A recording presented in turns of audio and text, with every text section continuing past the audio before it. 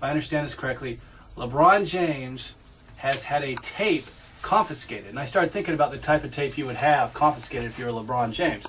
Maybe taking performance-enhancing drugs, you probably want that tape pulled away. Yes. If you were caught maybe kissing someone other than your wife, maybe you want to pull that tape back. If you're maybe caught, someone catches you in the act of dining and dashing from a local Cleveland eatery, you probably want to get that back as well. But am I right in assuming, or is this right, that No. he actually is, he's actually pulled back a tape of a sophomore in high school dunking on him? Sophomore in college. Oh, sophomore in Xavier, college. a Xavier University player named Jordan Crawford, apparently at the LeBron basketball camp or whatever it was called, threw one down on King James. And by all accounts, it was pretty impressive. And that's fantastic. Might have gone off his head. That's But I beautiful. don't know, because it's not on... But, all right, release. number one, everybody wakes up with bad breath. Everybody farts. They do. Everybody has the glitches. Everybody has moments where they're not at their best. Correct. Everyone's been dunked on. Yes. So if this guy's been dunked on, why do you, I mean, why on earth do you pull the tape back? If anything, have a bit of fun with it. It's an interesting one, because the story is there were two tapes rolling, and in both cases, Nike officials... Oh, Nike. in conjunction with LeBron, and we're not sure where the blame is. Nike! Asked the cameraman to hand over the tapes because of some policy that they weren't allowed to tape, All right. even though there was no policy established. Okay, that is a load of crap. The whole LeBron James thing, I caution people, myself, I caution everybody. Don't believe the hype. So you see LeBron Yeah. James or any other person out there, and they seem to be this altruistic, fantastic, superhuman being Yeah. who's just lovely and friendly and courteous and intelligent and all this kind of stuff. Everybody, like I said, wakes up with bad breath in the morning. Everybody has their faults.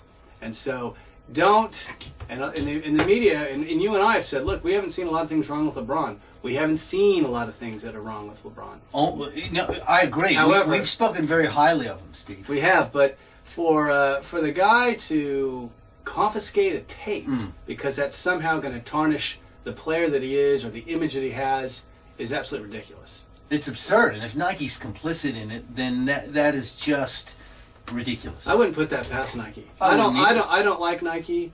I've never worn. Well, I haven't worn Nike. Honestly, I've boycotted Nike. I've not worn their stuff in probably 10 years. You look, I've got Adidas shoes on. I do. I have not worn Nike in a long time. I just don't like the way that they do things. I don't like the whole image. I don't like any of that kind of stuff. Yeah, see, I grew up with it. I mean, it was a burgeoning company when I was a sophomore in high school, and so I sort of grew up with the company in Oregon. I have friends that work there, very close friends that work there, so I've sort of been on board, and I love the product, I love the shoes, but I must say, the last few years, the sweatshop thing I didn't get into because that once you open that door, you know, you can open a million doors with other companies. Well, that's too. true. They're That's not my the only thought one. on that. That's right.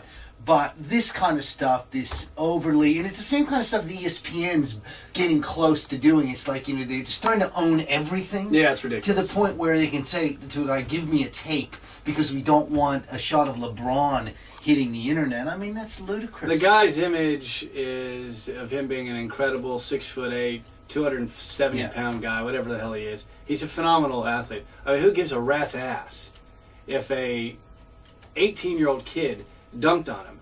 Every game, you can go out and lose a game by 20 points, but it's a 7-game series in the playoffs, right? It's a 7-game series. I mean, who cares? Yeah, it's interesting. The last two things we've had of LeBron James, other than losing in the finals, Right.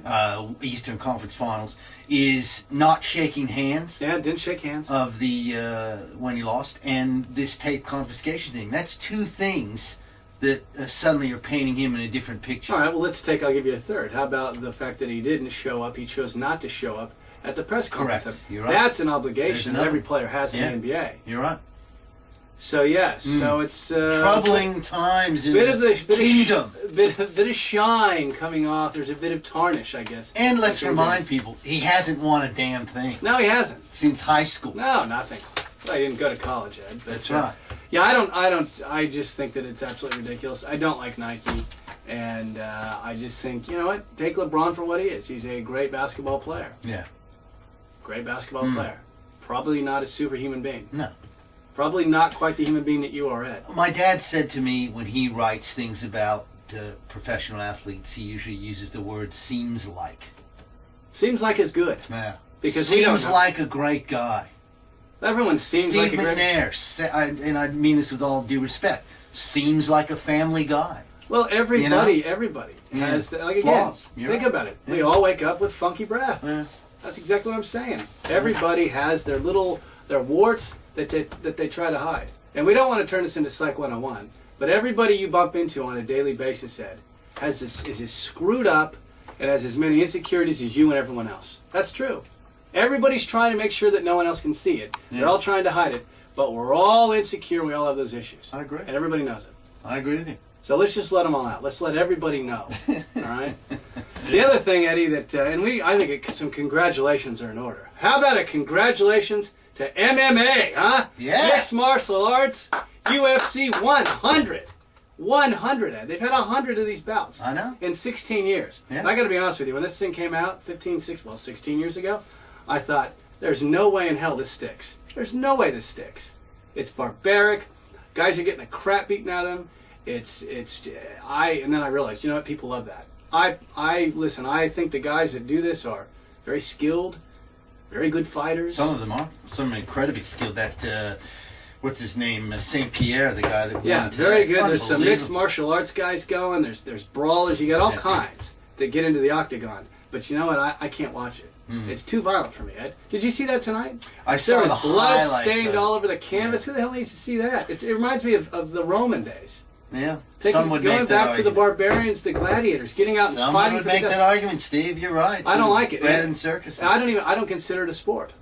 I think it is a sport. I consider it's a competition. Yeah, okay. It is, and mixed martial arts are a sport, so maybe you call it a sport, but to me, it's a competition. Yeah. And I have ultimate respect for the guys that do it.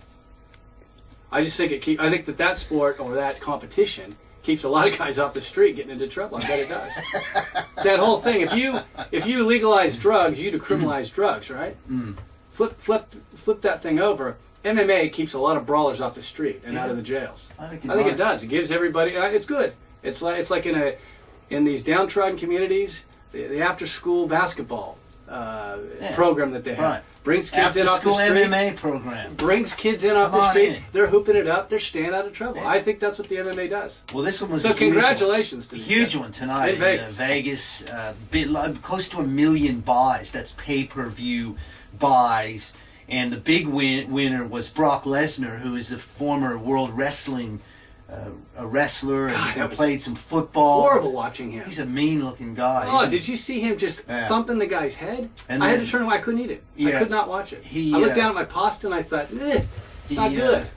At the end, he didn't win a few friends. He went into wrestling mode. He later apologized for this, but he made some rude gestures.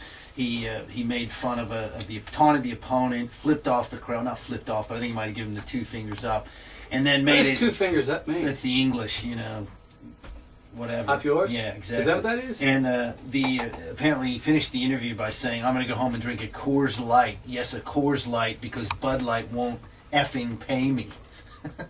And apparently Bud Light is a sponsor of the UFC, so he got a little heat for that. That moron just gave Bud Light some props. That's what he doesn't get. Yeah, it's pretty funny. Any type of publicity is publicity, good, bad, or indifferent. It's publicity. Look, if ESPN really got behind this thing, they've sort of gotten in bed with this SureDog.com company. SureDog.com? And they're starting to show some more of it, highlights on ESPN. If indeed they really put a push behind this, Steve, this sport could really, I think it would eliminate boxing it would eradicate boxing. Really? Eventually. Eradicate? Just get rid of it. You would have no more, you had very little interest in boxing. The heavyweight now is what's a Russian, might as well hold every fight in Russia. It's the 2 brothers. They're a bunch of Russians. Klitschko, Valuev. Exactly. Yeah, they're all from Ukraine, these guys. Yeah, exactly. They are from Ukraine, actually. Yeah, they are. That's fine. But yeah, so anyway, I think you're right. I mean, congratulations to what they've been able to do over those 16 years, is turn it into a quirky thing, into a, I don't want to say mainstream, but reasonably accepted sport. This is the sad thing about society today. You say 2 guys are going to kick the crap out of each other in the ring. Do you want to watch? Oh yeah.